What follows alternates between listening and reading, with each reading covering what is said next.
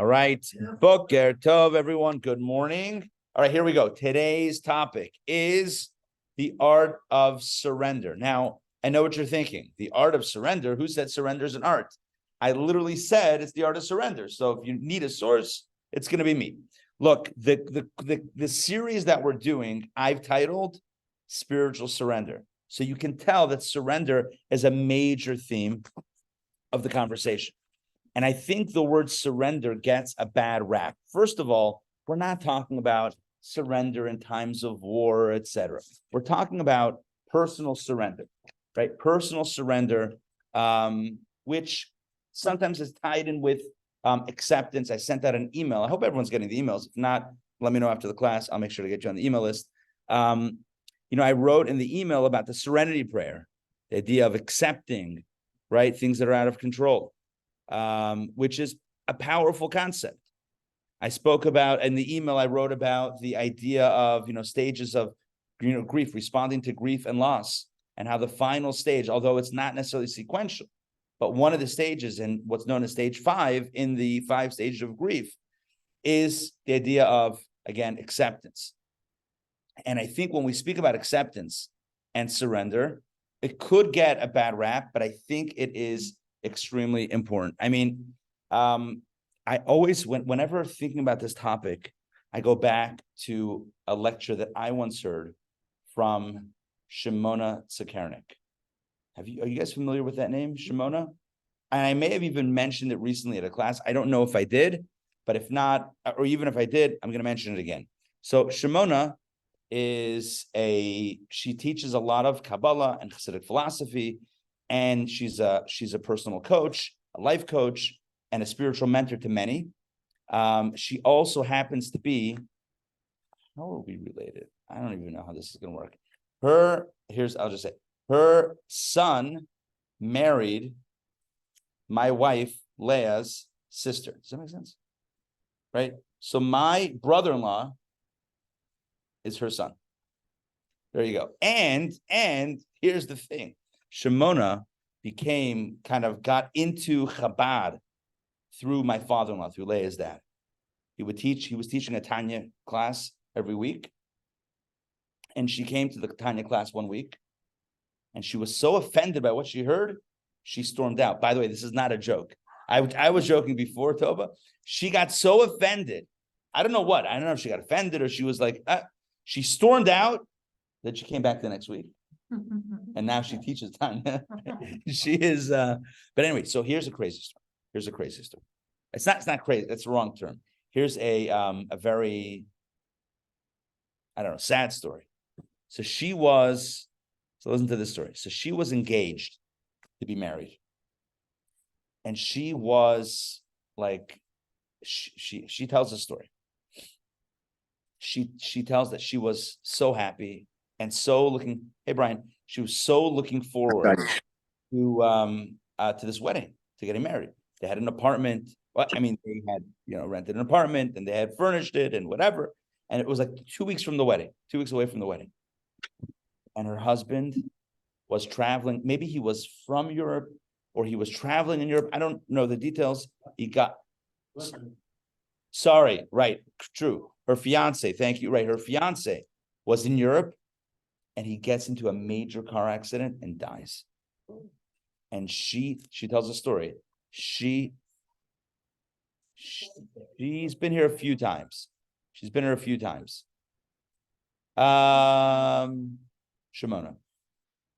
Yeah, Shimona, Shimona.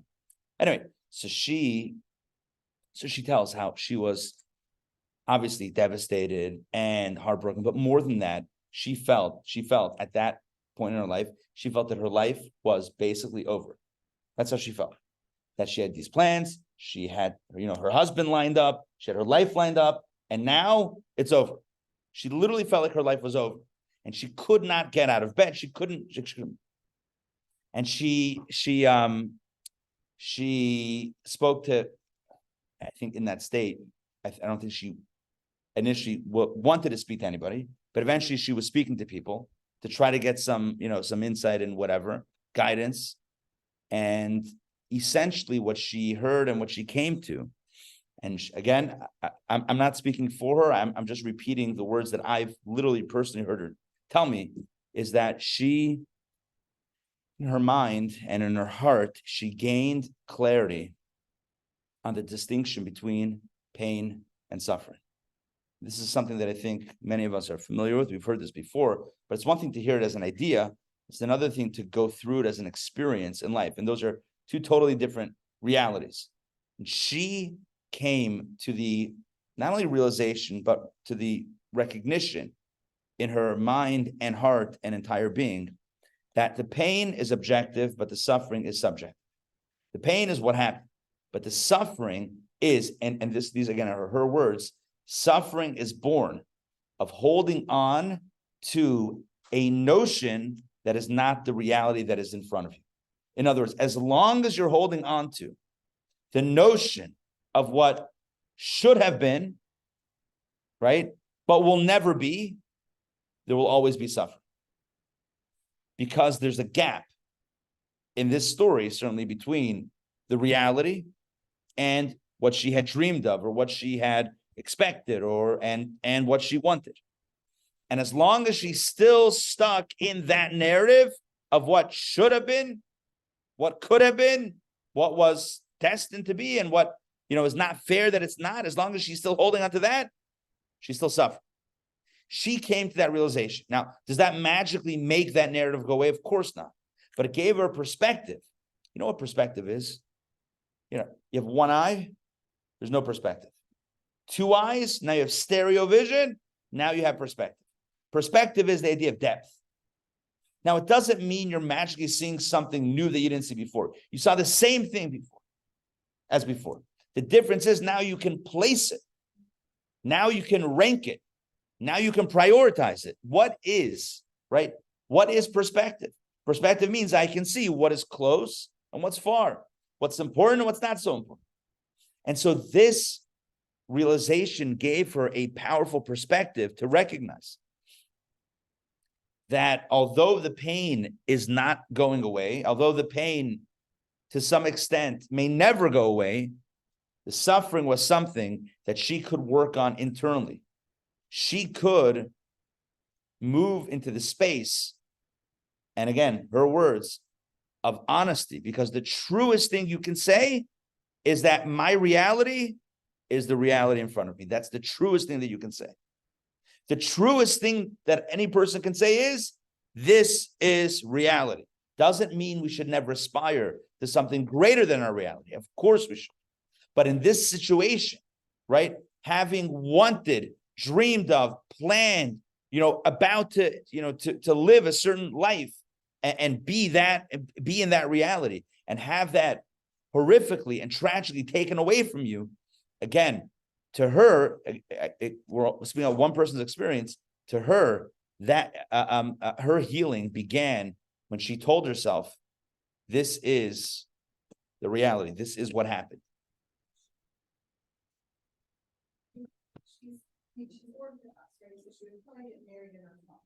I don't know if she was always. Number one, I don't know how old she was. I don't know.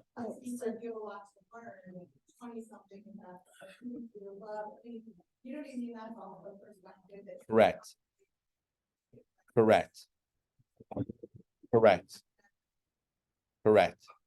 That itself is right.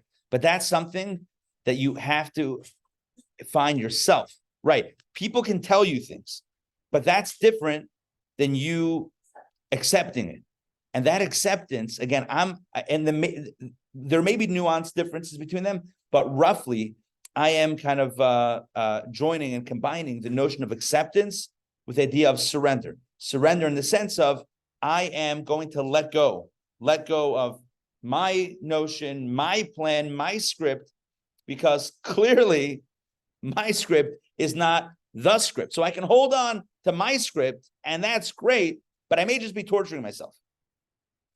If I hold on to the script, then I can accept it with open and clear eyes, and then take the next step from here. Yeah. Okay, but you said also that the pain never goes away. Correct. So how do you define the pain then? The suffering is I hear you. I hear you. I think the pain is the loss. I don't think the loss ever goes away. But that seems like then you're not giving up your suffering. I hear what you're saying. I hear what you're I saying. don't see the difference then. I hear what you're saying. The pain we go on. In my head and in my personal experience, I can differentiate. I feel personally that differentiation, but I know for sure that I can't speak for anyone else and anyone else's experience. And I understand your question, and I don't know that I have a good answer to it. I don't know that I have a good response to your question. So again, Toba's question is, one second.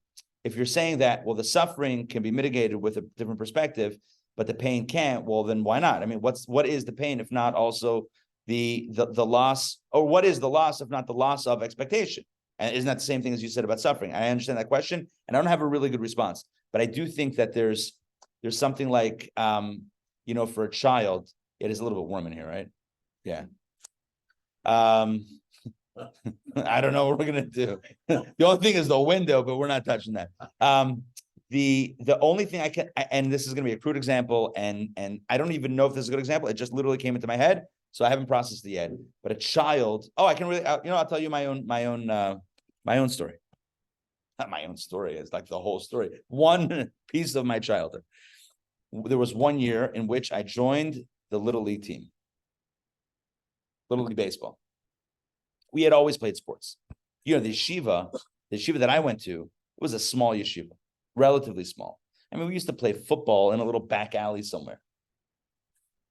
We had no organized sports. Like, it wasn't like one year there was a movement to get organized and to have a little league team in a little league with jerseys and cleats. And I was so excited. And I geared up, because you buy the cleats and you buy the socks that, I don't know if they still do that, socks that go up, right? And the pants that don't go all the way down, the leg, right? They go there. It's like, or maybe that's what it was. Who knows? Or you'll see why I don't know soon. Foreshadowing the story.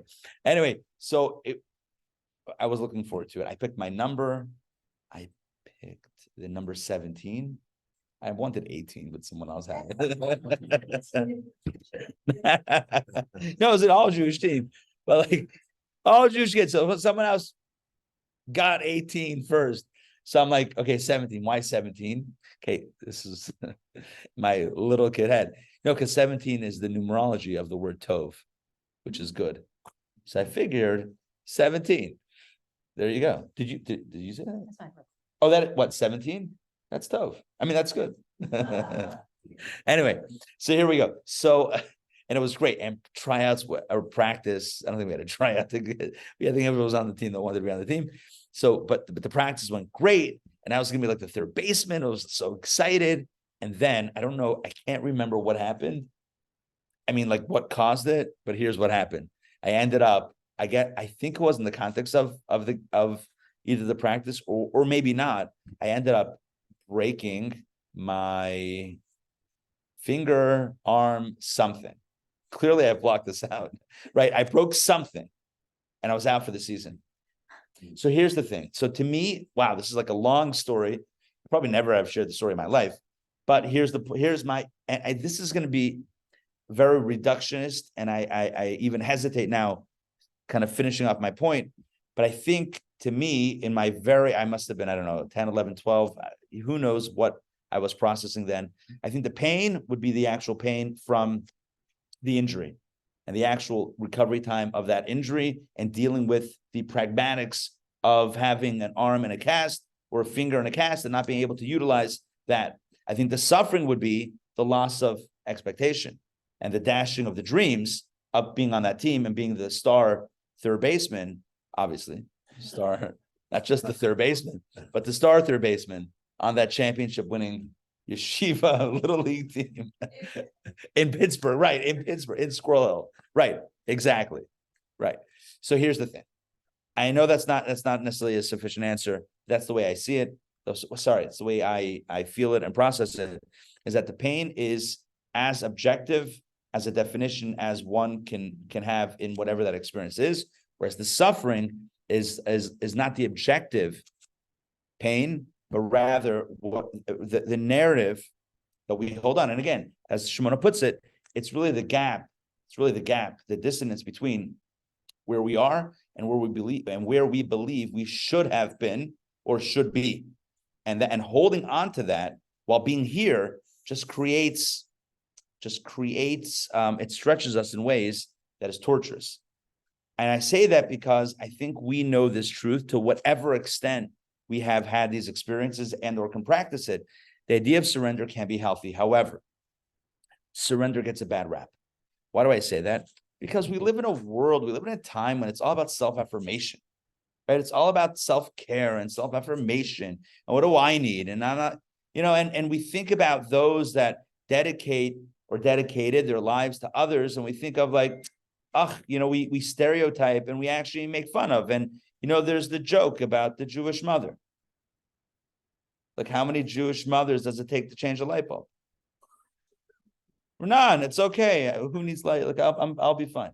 That's right. And we say that, right, to point out that that's not necessarily the healthiest way, right? To deprive oneself for the sake of the kids, for the sake of the family. So the whole idea of surrender has a bad rap, because surrender now in 2023, surrender is an ugly word. Surrender was good for like 100 years ago in Russia. They surrendered. What else were they going to do? Yeah, there's ever been some families have this thing. I mean, again, 2023, hopefully everyone has enough food on the table. But I remember back in the day, it used to be if like guests came over, you weren't exactly expecting, you didn't have enough food. FHB. You know what FHB is? Family hold back. It's like, all right, hold on. Family kids do not take until everyone else has, right? Or no, I'm saying like family hold back, FHB. So surrender with a slight tinge of deprivation. It's good for the soul. It's 20. That's old school though. It seems old school. New school is take care of yourself, right? Number one, if you want to take care of others, you have to be healthy. And everyone quotes the airplanes, right? You put on your oxygen mask before helping someone else. How can I put your oxygen mask if I can't breathe? So of course I have to take care of myself, and then I can take. I'm not surrendering. I'm not like, letting go of myself, surrendering to. So surrender has, again, not in all circles, not in all contexts, but I think surrender. Many people in various contexts feel a little bit uncomfortable when you hear the word surrender. And by the way, in Hebrew and in Kabbalah and in Hasidus, today is the 20th day of Kislev, the Rosh Hashanah, 19th to 20th day of Kislev is the Rosh Hashanah of Hasidic philosophy. So it's important. It's certainly appropriate that we're studying Kabbalah and Hasidus today. But anyway, so there's a word for it in Kabbalistic parlance, and that is bittul. Heard of that word bittul? Bitul. Bittul. There's no word in English for it. Why? Because it's not an American thing. As they say about Bittul means to cancel, right? But it's much more than that. Bittul is the art, kind of today's title, the art of surrender, the art of taking up less space, the art of letting go, the art of it's not thinking less of yourself, but thinking of yourself a little bit less. So along these lines, I want to share a few stories. Stories from the Talmud. Not an overtly Kabbalistic work, but nonetheless, the greatest Jewish works that exist, the Talmud. The Talmud tells a story. I'm going to tell you two stories. One of them I have as a handout, which I'll hand out soon. But the first one, I didn't put down on a sheet. It's a little bit too long, and just wanted to share it with you. I like telling stories. So here it is. Huh? Yeah, I'll try to throw in something. I can't promise good. Jokes, maybe. I don't know, good. All right, so here we go. So the story goes, this goes back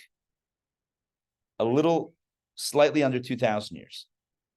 The year is 69 of the Common Era, and the Romans have surrounded Jerusalem. And they have laid siege to the Holy Land, to the holy city of Jerusalem.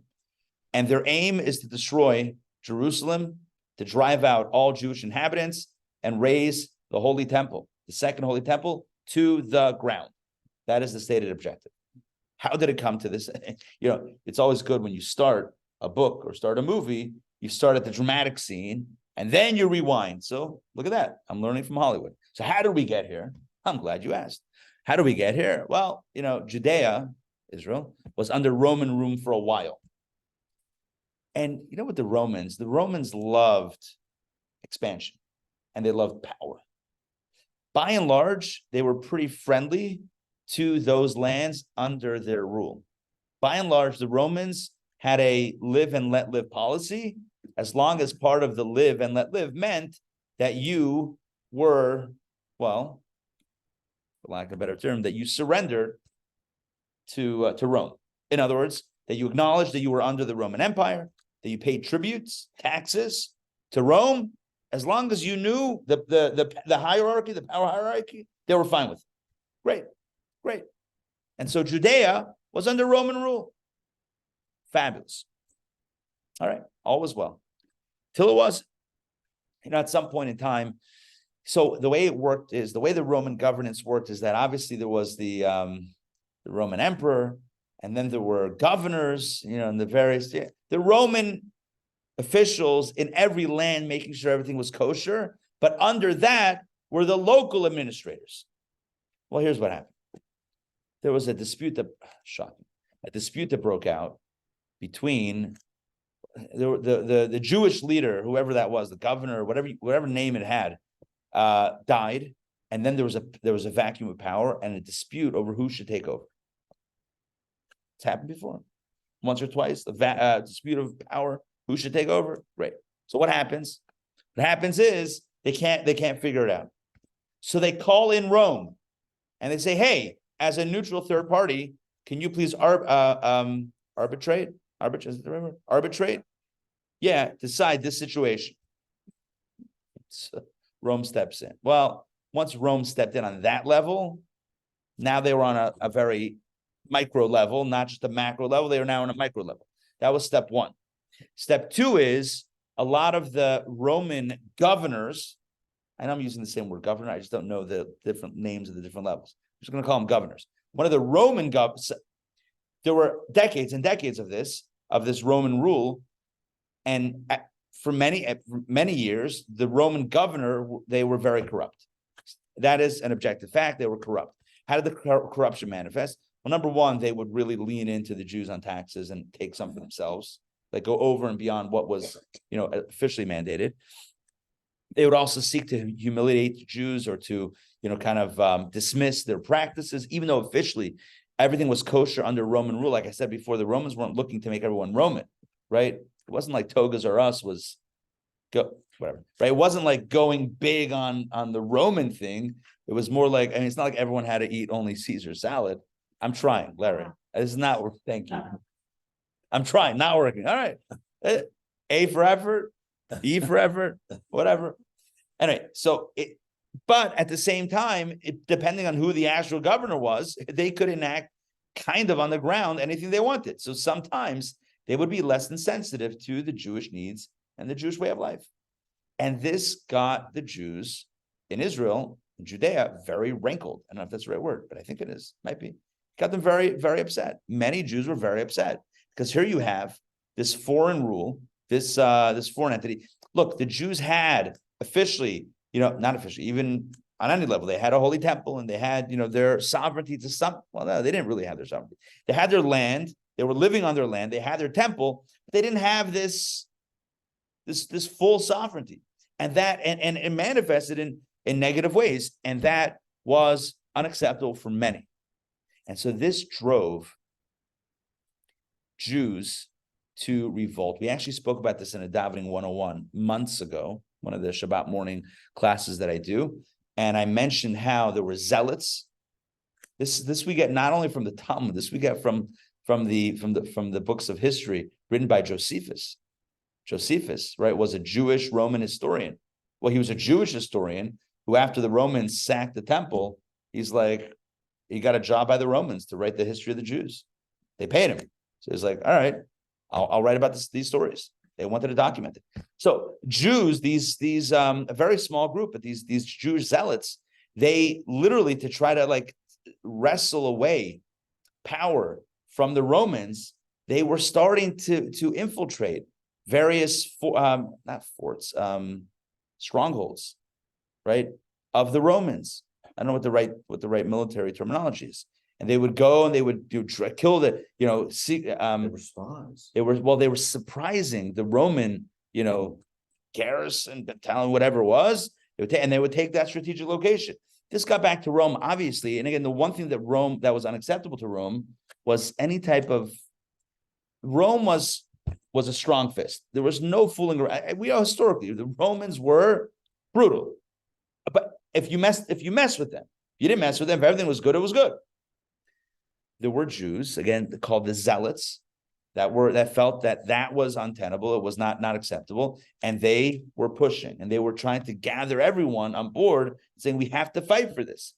The rabbis, by and large, were not part of this group of the Zealots. The rabbis felt that we have our temple. We can still do our thing. We can still study Torah. None of this is banned. Circumcision, the holidays. This is not like it was at the times of Hanukkah when basic Jewish practices were banned. This is not like Haman, the story of Purim, trying to destroy the Jewish people physically and trying to annihilate them. This is relatively okay. We can work this out. And yes, some years are worse than others. Sometimes the governor or whoever it is of Rome, the procurator, I think was the official name of it. Sometimes, they were more corrupt or less corrupt. But by and large, we can still work with this system. But the Zealots were the Zealots. And so what happens? What happens is at some point it gets worse and worse, and there's provocation from the Jewish side, and then response from the Roman side. At some point, this blows up into a full-on war. And look, numbers-wise, again, obviously God, but numbers-wise and just strength-wise, there is no way that the Jews can take on the Roman Empire. It's not even in Hebrew, begeder. How do you translate begeder? It's not even in the realm of possibility. It's not even feasible. It's not even close. So the Romans siege Jerusalem. Oh no, they sent waves of troops. And you know what? The Zealots actually defended the city. And then Rome said, all right, we're done. We're not playing around anymore. And they send the full deal, full army. And they besiege the city. And at that point, handwriting was on the wall. Well, the Zealots, what they did was, the Talmud says, this is from the Talmud. The Talmud says in Tractate, I think it's Gittin, Talmud says that there was enough food in the city to last for 3 years. Like they could have withstood a siege, which means that nothing in and out. They could have survived for 3 years. But what happens? The Zealots burn down all the food supplies. They torch their own food. Why? To force the Jews to fight. Because at this point, the Jews didn't feel, the Zealots wanted to fight the whole time, but the vast majority of the populace, they're like, we're okay. We're fine. We can still negotiate. They were anti-negotiation. No negotiation. We have to fight to the death. 1 second. That also happened. That's after the temple was destroyed under Masada. Or even before that. Right, Masada was one of those strongholds of Rome that the Zealots took. That's how they were on Masada, exactly. Right. But this was in Jerusalem, in the holy city itself. They burned down the storehouses of food. And at this point, there was desperation. Obviously, there's no food. So something had to give. Well, again, the rabbis realized that the handwriting was on the wall. So the leader of the time, and he's one of the leading rabbis in the mission of the Talmud, his name was Rabbi Yochanan ben Zakkai. Rabbi Yochanan ben Zakkai was like the leader of leaders. He was a great, great, great rabbi. And so he realized that there's only one option at this point, and that is that he needs to negotiate with Rome. Something. He's got to negotiate somehow with Rome. Some sort of agreement, or else it's going to be over. But he can't get out. Can't get out of the city. Because not only is there a Roman siege around the city, the Zealots are on the inside of the walls of Jerusalem. They're on the inside, making sure no Jews defect to the outside. No one's going to be a coward and run to the enemy and wave a white flag. No one's surrendering. Surrender, right? No one's surrendering. Not happening. And Rabbi Yochanan ben Zakkai's nephew was one of the leaders of the Zealots. So he consults with his nephew. Listen to this. nephew was one of the big zealots. Doesn't say. I don't believe, but we have to look it up. I don't recall a name. So he consults with his nephew, and his nephew says, there's only one way out. So he loved his uncle. He said, you have to smuggle yourself out in a coffin. And so they announced, Rabbi Yochanan ben Zakkai, the great rabbi, had died. And they were crying. Only a very small few, a handful of the students knew this ruse. Everyone else, it was announced. Everyone's crying, mourning, tears. You don't bury in Jerusalem itself. Bury outside the city. So they take his coffin and they go to the gates and they say, we need to get out. And the zealots there say, how do we know he's really dead? Said, you know how we're going to know? We're going to take our swords and spear the coffin. And the students that were holding his coffin said, is that what you want to be said? That you're a great rabbi, you stuck with a sword his dead body? They felt bad, and they said, okay, fine. Well, after they got out of the city, he popped out of the coffin, as one does when one is faking their own death. And what he does is he heads straight to the Roman general, Vespasian, and he goes straight to him and he says, let's talk. Let's negotiate. There's a whole interesting story. He calls him Your Majesty. Vespasian says, why are you calling me Your Majesty? I'm not the emperor. And at that moment, a second later, I don't know what you would call it, a messenger came from Rome saying that the Roman emperor had died and he was appointed the emperor. He said, oh, this rabbi is a prophet. What do you want? I'm open to talking. When that happened, he's like, okay, now you have my attention. And now he's the emperor, or the emperor elect, as it were. I don't know how it worked, but right. So he says, you can ask for whatever you want. And he says three things. He very tellingly, he doesn't ask that the Romans back off and the temple be spared. The Talmud actually, there's a dispute whether we criticize him for that or not, but that's another story. Or I don't know if it's another story, but that's part of the story. What he does ask is for Yavne v'chachameha. He asked that the city of Yavne be spared, and that allowed to be rebuilt or built as a center of Torah study and the perpetuation of Judaism. Because the fact that Judaism exists today is because of the foresight of Rabbi Yochanan ben Zakkai, who was able to understand that Judaism could pivot from a temple-centric religion, right, to a Torah. It was always Torah-centric, right? But from really Jewish life totally centered around the Holy Temple in Jerusalem in one place where you would go and make a pilgrimage and etc., to kind of a more decentralized Torah-based system, have Torah will travel almost type thing of where, Judaism can continue on and be perpetuated. And so that was one of the requests. Another one was that they should send in doctors and medicine to one of the rabbis who was dying inside, poor health. And I forget the third. But anyway, the point is that he really saved, to a certain extent, maybe even a very strong extent, we could say he saved Judaism. Because what would have happened had he not smuggled himself out and not negotiated and not received that allowance? What would Judaism have looked like if everyone, including all the sages, etc., had been murdered at that time when everyone was kind of centralized, right? What would Judaism look like today? I don't know. I don't think anyone knows, but it would look probably vastly different than it looks today. So we can say with you can't say anything 100% because you never know what scenario will play out if this didn't happen and something else. You never know what else could have happened. But we can say, as things played out, Rabbi Yochanan ben Zakkai played a very key and central role to the pivot. I call it the great pivot of Judaism, pivoting to the Judaism that we know today. Yeah. Was that when we stopped doing sacrifices? Mm-hmm. Correct. Well, there was always prayer, but as a thing that everyone does with the formality and all that stuff, that really came to a fore. The truth is the Anshe Knesset Hagdola, the men of the Great Assembly, already canonized the liturgy at the beginning of the Second Temple era. But yeah, at this point, on a holiday, you're not going to come to the temple and bring the sacrifices, right? The Paschal Lamb ain't happening anymore, which means you're reading about it and you're putting a shank bone on your Seder plate. There's a pivot. There's a great pivot that happens, and it requires a lot of thinking.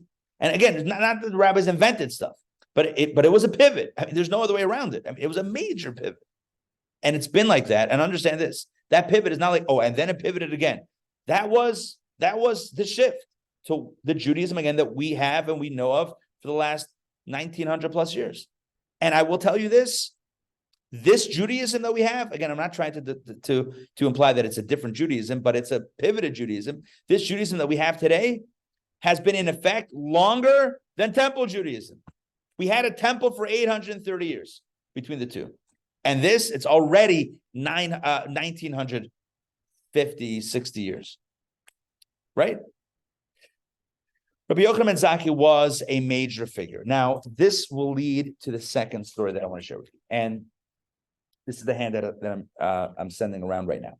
Okay, please take it. It's just the one sheet. I'm going to read this. This is, again, from the Talmud, Tractate Brachot, the first tractate of all the tractates. Let me pull this up also. I hope I have this.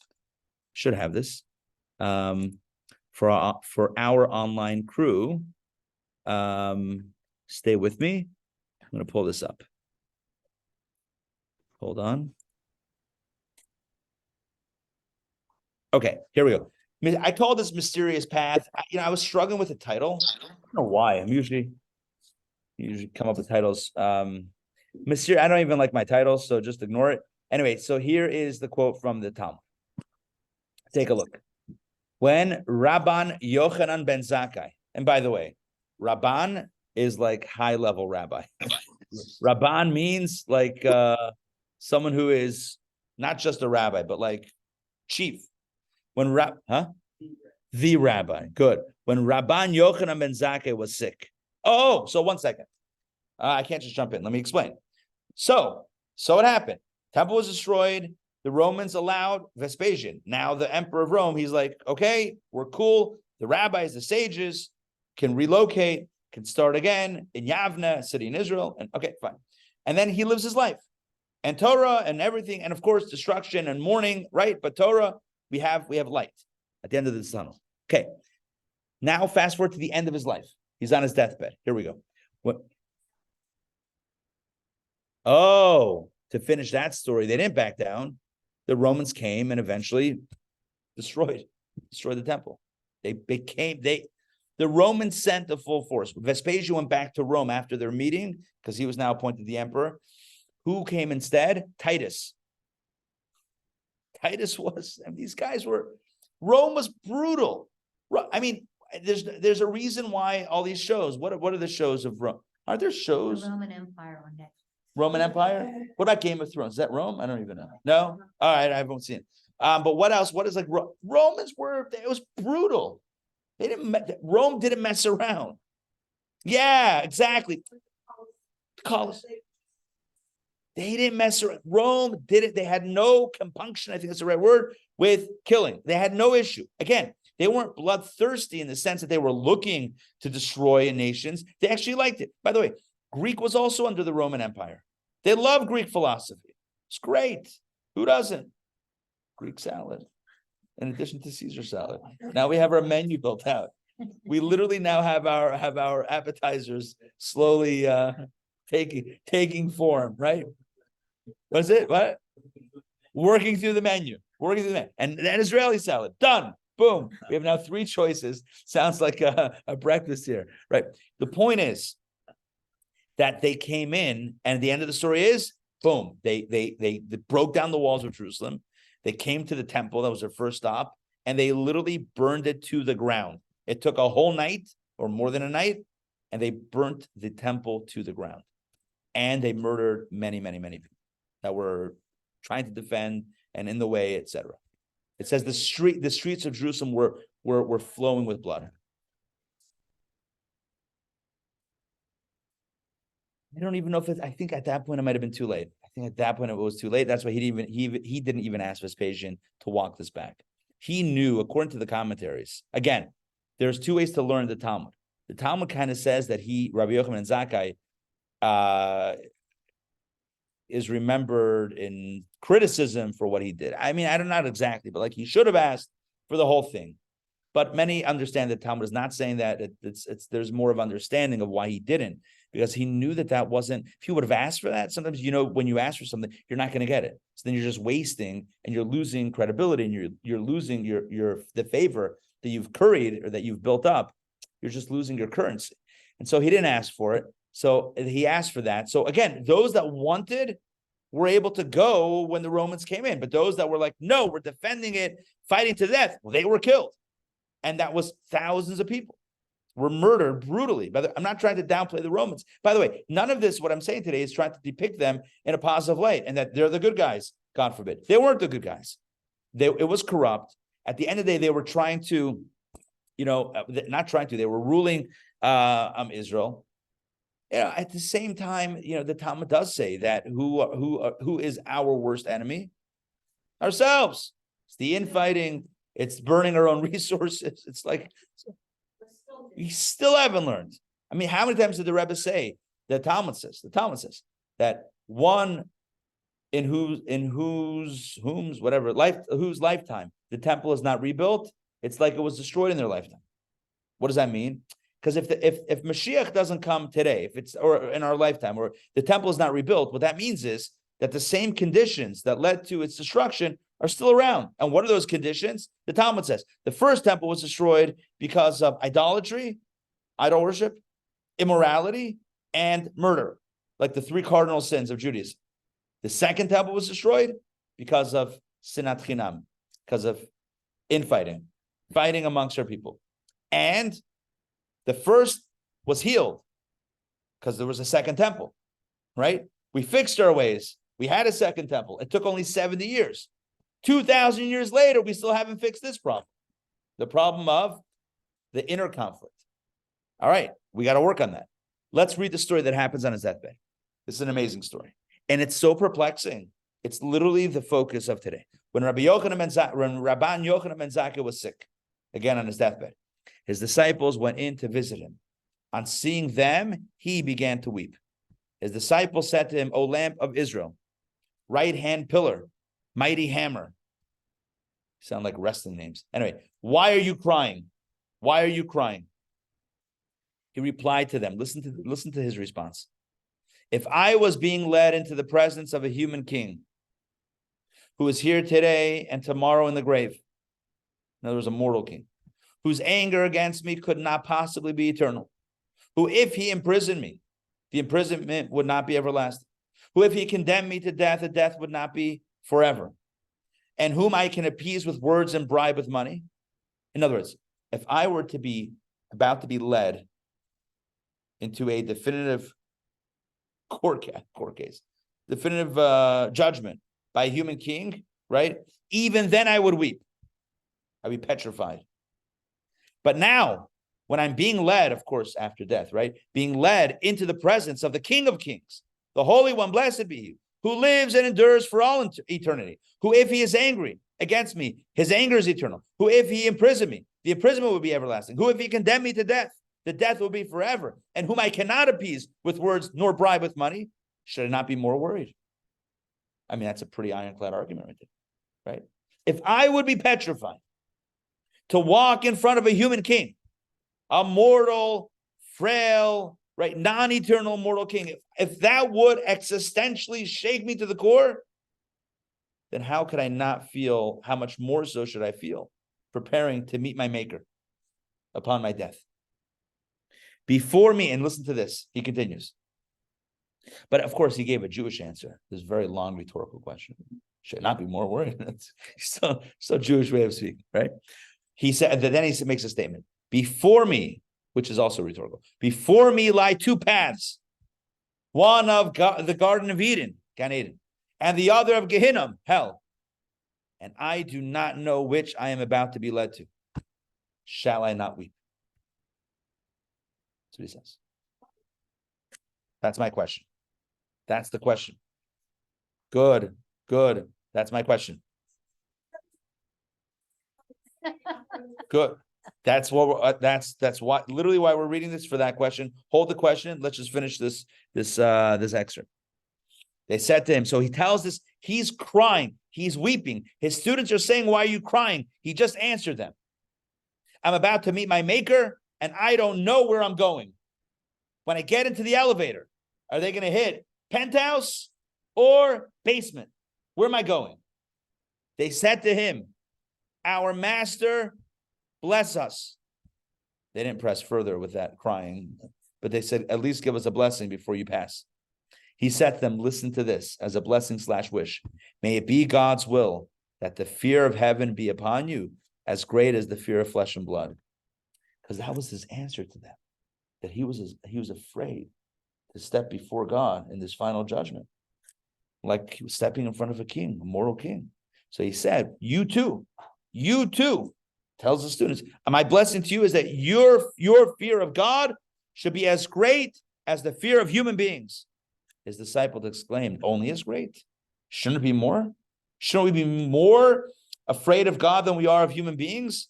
He replied, halavai, if only it was as great. For you should know, when a man intends to commit a sin, he says, I hope no one will see me. And you know what he doesn't say? Why? He's not afraid of that. He's afraid that others should find out. A person is afraid and has to cover up their tracks that no one else should find out. But what about God? Doesn't God know? I'm not worried about God. Oh, that means you're more afraid of a person than of God. So he tells his students, halavai. Of course it should be more, but halavai, we should be as afraid of God as we are. By the way, afraid doesn't mean like fear. Like, oh, I'm so scared of God. That's not healthy. Fear means this idea, right? Awe. You said awe or reverence, respect. Like you wouldn't do certain behaviors in front of somebody else. So don't do it in front of God. Here's the catch. God's everywhere. There you go. Right. So that's the idea. That's the idea. But I want to get back to the question that Shane asked, which is, one second. And that's why I started with the first story. Rabban Yochanan ben Zakkai, not your average guy. He was a rabbi of all rabbis. I'm going to say this, he saved Judaism, at least on the ground. He saved God, of course, but he saved Judaism, the way it played out. And you're going to tell me that he wasn't sure if he's going to heaven or hell? What does that mean for us? But beside for us, how could he not be certain? How could he not know? I want to share with you two answers. I'm sure many, but these two answers, oh wow, balloons just went up. I think there's some sort of hand feature that you do on Zoom or with the Mac or whatever that it releases balloons. Happy birthday. I did the right hand motion. Okay. Yeah. I'm just letting you know that I just saw balloons go up in my face, and that was disconcerting for me. So I felt like everyone online also saw it, but I just want to share it with you guys, just to hear a window into my weird world right now. Okay, so here's the deal. Oh, I want to share with you two answers given by the Lubavitcher Rebbe, who asked that very question.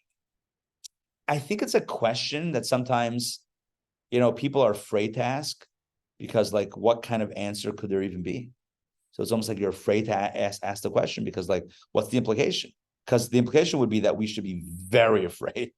And who wants to hear that? So we're like, oh, that's a story. He was afraid. All right, moving on. But the Rebbe says, no. Why was he afraid? And what does that mean for us? Listen to that. I'm going to give you two answers the Rebbe gave. Different. Oh, was he not self-aware? We're going to get to that. So two answers that are different but complementary. Answer number one. In life, each of us has our comfort zones. Let's just speak intellectually for a moment, or in the realm of intellect and intelligence. So some people are by nature very academic. They love learning. They love studying, right? They love information. They love studying. Some people are not as much the studious type as they are the activist types. Some people love getting out there on the ground and doing something, changing something, whatever. But some people love studying. Here's one framing. Rabbi Yochanan ben Zakkai wasn't sure if all of the effort that he put into Torah study, if all of the advances that he made in the realm of Torah was because of his dedication to Torah, mitzvot, and the godly way, or whether it's because by nature, that's who he was. He was a studious guy. In other words, let me say this in other terms. He wasn't sure if at any point in his life, he actually served God. Or if it was just, he went along with his nature. Had he not been, the Rebbe doesn't say this exactly, I'm paraphrasing. Had he not been born at that time in that community, in that family, had he been born in a different time, in a different space, he might have been a professor somewhere. Might have been head of a university, head of in an academic field. He was in that context, so he's a rabbi, he's a scholar. When he goes to Vespasian, what does he ask? Torah, study. Did he ever serve God? You know, there's Abraham, Avram, Avinu, our forefather Avram, was faced with 10 tests. And the biggest test was the last one. Test, not like, beep. If this had been a test, this is a test of the emergency broadcast system. I don't know if they still do that. I remember back in the day. They still do that? All right. Oh, interesting. Anyway, so absolutely. Avram Avinu, Abraham had 10 tests. Like, for example, when God says, pick up your whole life and go to a land that I will show you. I'm not going to tell you where. And Abraham says, sure. That's test number one. And then there are 10 tests. The final test, the biggest of all, was the Akedah, the binding of Isaac, where God says, Kachna, es bincha, es yechidcha, asher ahavta, es Yitzchak. Take bincha, your son. He says, your son, your only son, the son that you love, Yitzchak. Very specific. Take him and bring him up as an offering on the mountain, again, that I will show you. And Avram does it. And then as soon as he's brought up, God just said, bring him up on the altar. He brought him up on the altar. The angel says, done, take him down. Never said to kill him. Never said to slaughter him. He said, bring him up. He brought him up. Oh, you thought I meant? No, there's no human sacrifice in Judaism. That was the lesson. Why are we so abhorrent? It's like, oh, people ask me all the time. It's like, how could Abraham, how could he have even wanted to? It's like, and why are you saying no? Why are you so revolted by it? Because of that lesson. No one knew that was a problem until then. Everyone was doing human sacrifice. Your daughter. No, 1 second. Let me finish that sentence. If I stop it right there, that's because Sam told me that she went to Mexico. I'm sure you know this. And she went to this temple. I don't know. But whatever. And that was the temple with the big stairs. And what would they do with those stairs? First, yeah, they would push people down for the gods. Not because they did anything wrong, but because the gods needed to be placated. If something was going wrong, if there were like some natural disasters, they would throw people off the temple. Hey-o. That was normal. That was even after Abraham. The message didn't, before WhatsApp, I think it didn't hit. Where's that? It's like an archaeological watermark. And they do the priest service there. And I swear the word is Interesting. and if you look at what they're doing, it looks like the time of sacrifices.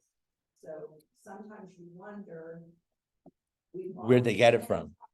Right. And is this the Did they repopulate? Right. Yeah, that's interesting. The idea here is that human sacrifice, the reason why we know that that's absolutely not okay and not what God wants, is from the very hands-on instruction of God to Abraham. Bring up your son as an offering. Oh, you brought him up, take him down. We don't do that. Done. That's a lesson. But while Abraham had thought that was at the point in time, right, on his way there, when he thought that was the deal, this becomes a major test. Why? Let's break this down for a moment. Why is the Akedah, why is the binding of Isaac such a big deal? Here's why. Here's why. We all know this, and let's put together the pieces of the puzzle very, very clearly, hopefully very clearly. Abraham was promised two things by God consistently. Read the story, go through them again, and Bereshis, balloons flew again. I don't know what is happening here. I must be doing something with my hands. If anybody knows, let me know. Message me. Avram Avinu was promised two things by God consistently: father of a great nation and a homeland. That's it. He's promised progeny, I think, right? Descendants and a land. Those are the two things. Again and again and again. The covenant with Abraham, God says, be dedicated to me and I will give you two things: kids and a land. That's it. That's the whole shebang. God promises Israel, the Holy Land, to Abraham and his descendants. He promises children, many children. He has Yishmael. He has Isaac, Yitzchak from Sarah, and that's the deal. Imagine after years. Remember, Isaac, Yitzchak was born to Abraham when he was 99 years old, or 100 years old. He was circumcised at 99, 100 years old. Sarah's 90. This kid is born, and they know that's it. And they know that from this child is going to be the birth of this nation, of whatever the promise looks like. It's going to be from Yitzchak, because God had already communicated that Yishmael was not going to be the one to carry your legacy. It's going to be this Yitzchak. He's the one circumcised at 8 days. Yishmael was sent away by Sarah. God says to listen to Sarah. He's on the outside. Yitzchak, Isaac, is going to be on the inside, and that's it. And now God says, take him and bring him up as an offering, which Avram understands to be the sacrifice. No, this is before it. He was 37. He was not married. Still living in his parents' home. He was 37, not married. He gets married right after the story. Right after the story is the whole story of where they find a match. Avram is now single. His wife dies, and then he sends Eliezer to find Rebecca. The whole story, the whole soap opera by the well, by the bar, watering hole. So here's what happens. Avram knows that God's promise is going to be fulfilled through Yitzchak. Yitzchak does not have children yet. So now Avram is being told to bring him up as an offering. Avram has been preaching for years about monotheism, a loving God. We don't have to placate warring gods. See, it's not just a numbers game. As the great historians and theologians explain, the difference between paganism and monotheism is not just the number of how many gods do you worship. It's that in the pagan belief system, all of these gods are fighting with each other for control. Like all the calamities on earth are a product of the gods in heaven fighting over power and control, and even human women. That's so weird. I mean, I'm being judgmental. It's bizarre, right? But that's how they saw things. Whereas monotheism, Avram Avinu taught the world that there's one loving, beautiful God, right? One loving God who does not want, right? Pain and suffering, etc. And yet he was about to take his own son, his only son that would be his heir, and sacrifice him. That made no sense. The reason why it's such a great test is because Avram, we know, was marked by the attribute of chesed, kindness. Think about how he operated his home/tent. It was open on all sides. Anyone, the Arabs, I don't know if they were called Arabs, whatever, the Bedouins, the people in that area, he would invite them in. They weren't monotheistic. He didn't care. He fed them. And afterwards he said, let me tell you about God, where all this food comes from. He personified the idea of chesed, of kindness. That was his attribute. And now for the 10th test, God was calling upon him to activate, at least what he thought, to activate his attribute of gevura, to do something stern, to do something harsh, to do something painful.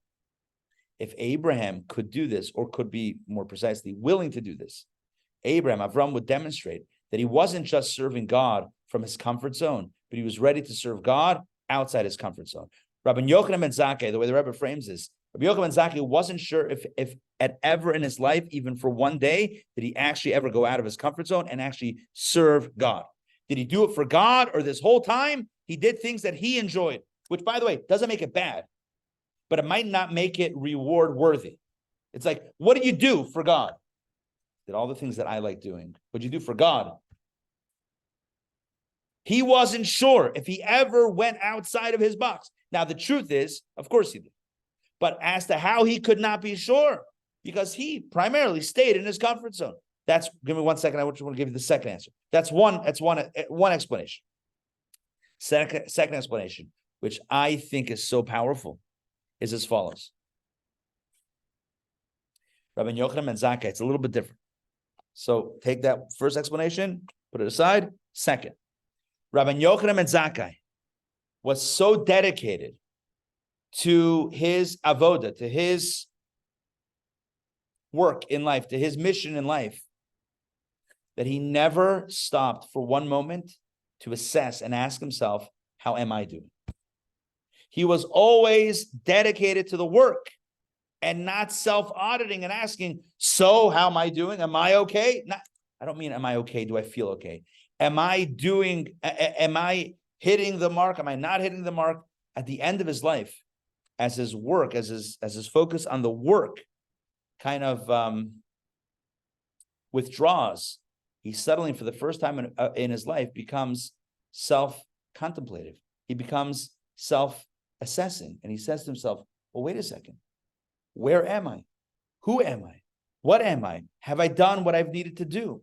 Right? Have I met my calling, or have I fallen short?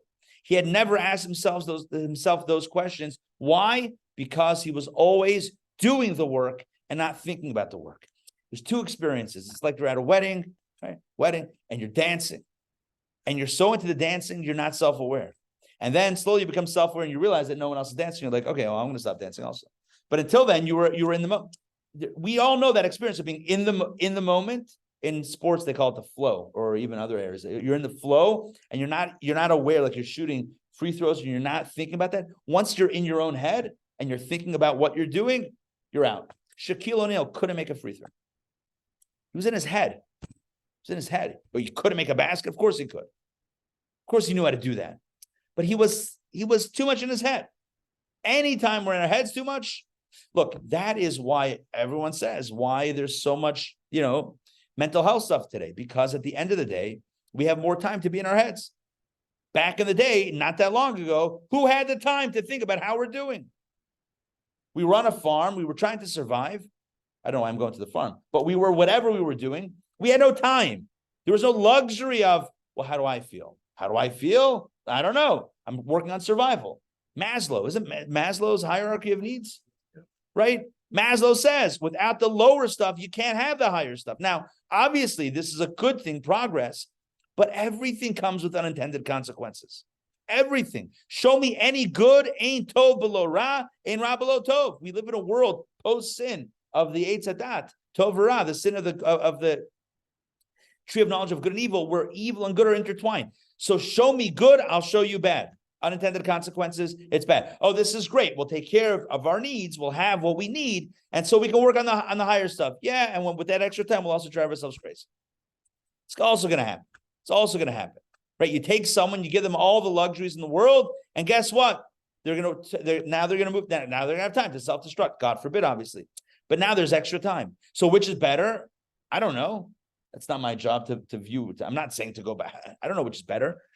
Everything is a challenge. What we think we're going to reach without Mashiach, we think we're going to reach a state that's perfect without any negative. There's going to be negative. So what's my point? My point is Rabbi Yochanan ben Zakkai was in the flow. His whole life, he was in flow mode. And in flow mode, you're not thinking about yourself. You're not thinking about how am I doing? I don't mean emotionally or mentally. I mean, how am I doing spiritually?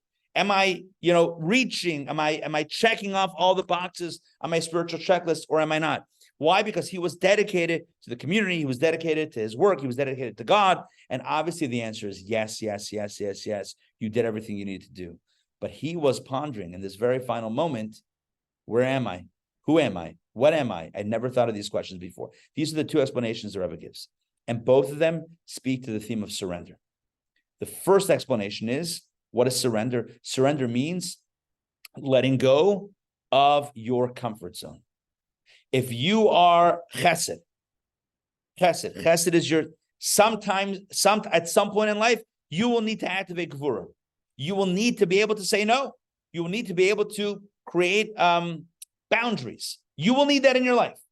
And the question is, and even in spiritual service as well, whatever that looks, the question is, do you have the ability to adopt a path that's not in your comfort zone, a path that's not intuitive to you for a higher purpose? That would mean surrender, where I'm relinquishing, letting go. I'm letting go of my comfort zone for a greater cause. That's like Pinchas. Remember the story of Pinchas? I'm going to wrap it up in 2 minutes. Remember Pinchas? Pinchas, right? There was this horrible, this horrific, these acts of immorality happening, and a Jewish leader and a Moabite princess are together in a tent, and they're I don't know. It was kind of public, I don't know, maybe a live stream. I don't know what was going on, but like now it's becoming a thing. And so Pinchas says, "What should we do?" And no one knows, not even Moshe remembers. And he says, Moshe, you told us that in this situation, someone who's a zealot just takes action and ends it. He says, okay. I forget the language in Aramaic. The one who read the letter should fulfill the letter. In other words, if you remember it, go for it. And he does it, and he does the old shish. He spears them, and he spears the Jewish people of the suffering of the plague that had broken out. That's the story. There's no other way to say it. That's the story. End of the Torah portion of Balak. And what happens next is everyone's saying, oh, Pinchas, he did it because he's a zealot. He's a zealot. He's a hothead. So when he sees something, he's like, great, I've been waiting for action. People are waiting for a rumble. It's like, oh, now I have an excuse to rumble. I'm a rumbler, but I haven't had an excuse. Now I can rumble. I've been looking to kill. Now I have a license to kill. Now I have a religious license to kill. So the next Torah portion, named Pinchas, says, Pinchas ben Elazar ben Aaron HaKohen. God says, Pinchas, God gives his lineage. Pinchas, the son of Aaron, the son of Ben Elazar, this Pinchas, the son of Elazar, the son of Aaron HaKohen.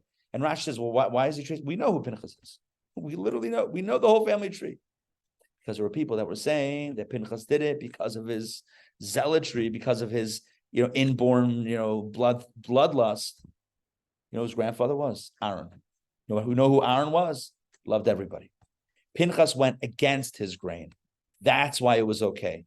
Again, it's a complicated story. This is not the story I want to get entangled with right now, especially at this time. The point is that Pinchas did not do it right after we conclude. So Pinchas was not entering into a rumble because he wanted to, but because it was needed.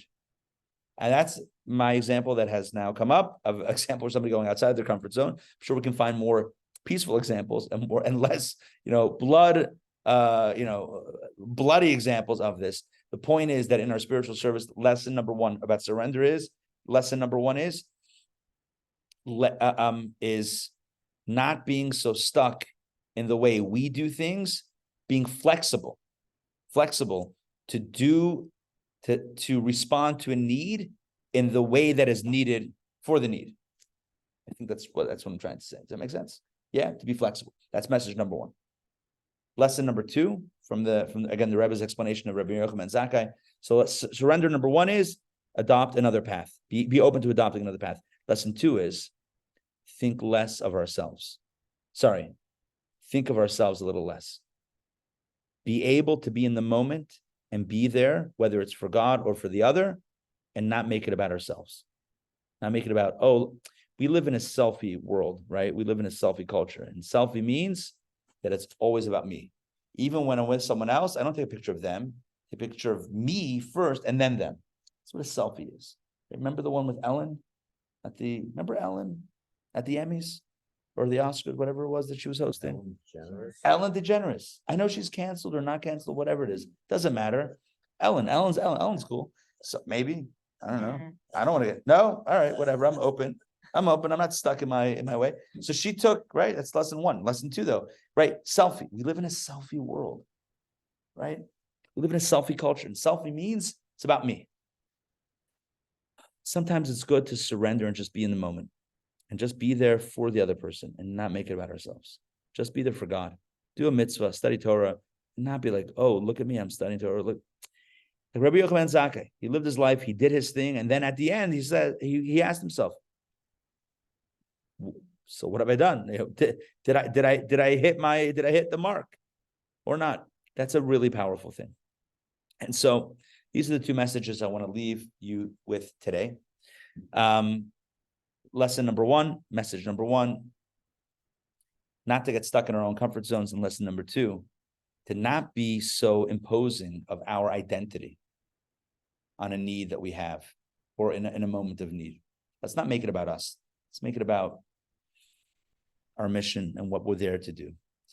And with that, we will work on ourselves, refine ourselves, and bring more light into this world because, as we all know, and as God knows, this world needs as much light as we can bring. Thank you for joining me this morning for Kabbalah Café. I enjoyed studying together. I hope you guys enjoyed it.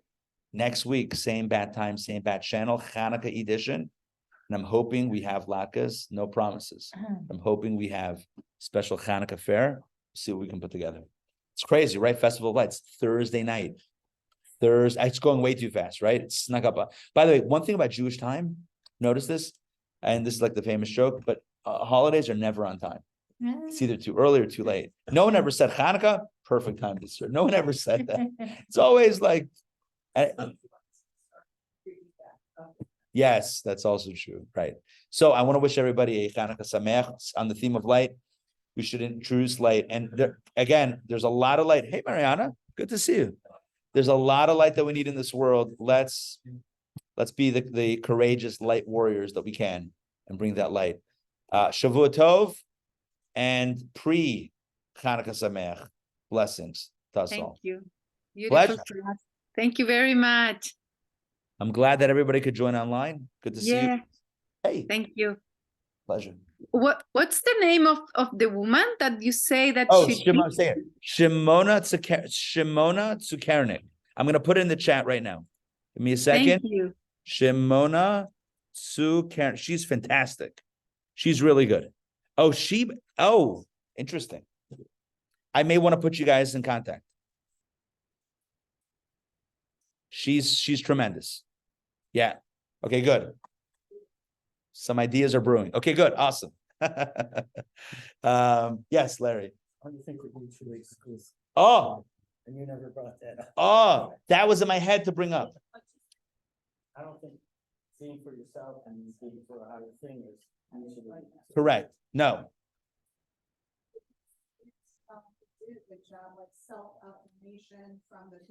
From the feedback.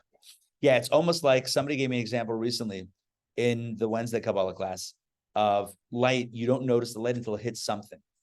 So it's like if you're projecting light your whole life, but you don't get that feedback. Do you know that the Rebbe Rashab, the fifth Chabad Rebbe, went to Freud? Do you guys know this? Oh, really? This is where, the class gets interesting after the class. This is like the fifth Chabad Rebbe, Rabbi Shalom Dov Ber Lubavitch, Schneerson. He went to Freud. Why? But he went because he was feeling a little down. He went to Freud. Wow. This is documented. This is on the hush hush. This is on like the quiet. Wow, look at that. Oh man, I guess I'm that guy to blow these things. No, he went to Freud. And he basically went to Freud and said, I'm feeling a little down. And Freud tells, this is the fifth Chabad Rebbe. He tells him that your students should visibly be excited about your teachings. And the Yiddish would be koch, cook, but not literally cook, but like be excited about it. And that will give you the feedback and the positive feedback to encourage you to keep on going, and we'll lift. Oh, but first he told him, your mind understands more than your heart can contain, and your heart feels more than your mind can contain. So kind of like your heart and your head are too powerful for each other almost. That's what he said. And then he said the solution or a path forward would be on a practical level to get that feedback, which is exactly what you said, is that he was getting that feedback, from his students. Right. It's kind of like what you want a compliment. Right. And you know what's amazing? It's amazing is, and I've shared this before in other contexts. I don't know if I've done it here in this class, but there's so many times where somebody is there, does something that is very transformative for us, but we don't necessarily complete that loop and let them know how instrumental they were. Like I remember in Pittsburgh, so my 11th grade English teacher Mr. Demensic. Maybe I mentioned this at some point. Like Tom Demensic. I haven't, I don't know where he is and, whatever, but he was really instrumental in my, my English growth and whatever, my writing and teaching me skills and whatever. And I feel like I wouldn't be where I am today without his teaching. Have I ever gone back to him and said, hey, I published, a dozen books and written all that, and I want to give you, I want to say thank you. I haven't. Why? I don't know. I probably should, especially now that I'm confessing this, but like, I should find him on Facebook. But like, imagine what that does, what that could. I'm not trying to be, but I'm saying what that could do to lift the spirits. Like, I didn't just teach for a few years at the yeshiva, and like, I don't know what happened to all these kids, but like, I'm getting the positive feedback of like, you made a difference.